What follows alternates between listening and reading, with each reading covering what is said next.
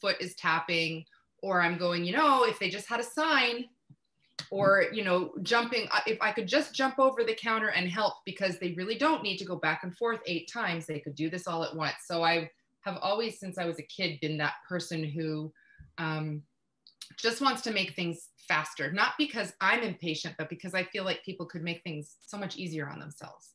So I always thought that way. And in my career, my first career, I guess, I was at Ford of Canada for 14 or 15 years. And about 2/3 of the way through, I was tapped to be on this program called Six Sigma, which I won't get into too much, but it's a process improvement. Yeah, it's not, no, people are called black belt, different level of black belts, but it's nothing to do with karate. It's about, unfortunately, it's about statistics. So I'm not even going to talk about that, because I will lose those 0.2 people. Yes. But shush, Arthur.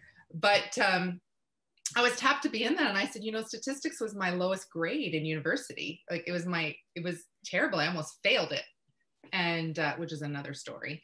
But they said that's part of it, but it's more about making things more efficient, getting rid of waste, eliminating defects, making it so that you can't make a mistake.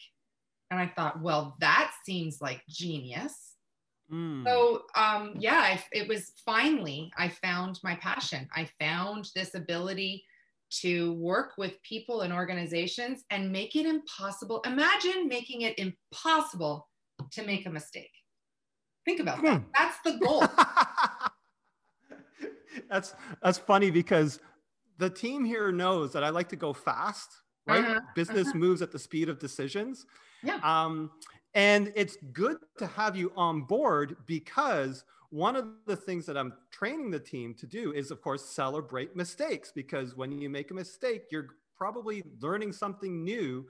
And especially if you celebrate, then you're not so worried about making mistakes as you push forward. And a nice antidote, because if you just do that, I mean, Zuckerberg and Facebook are famous for saying,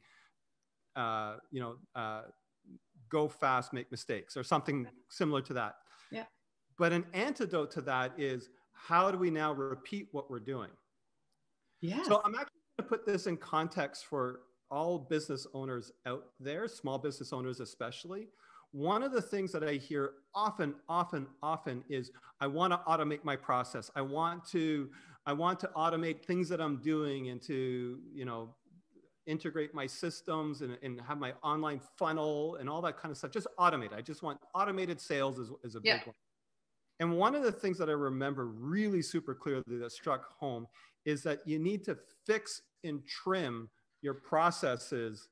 You need to understand them, then you need to fix. I think of it as, you need to nip and tuck your processes before you go in ahead and automate them. Because people think, one of the big things is get a virtual assistant.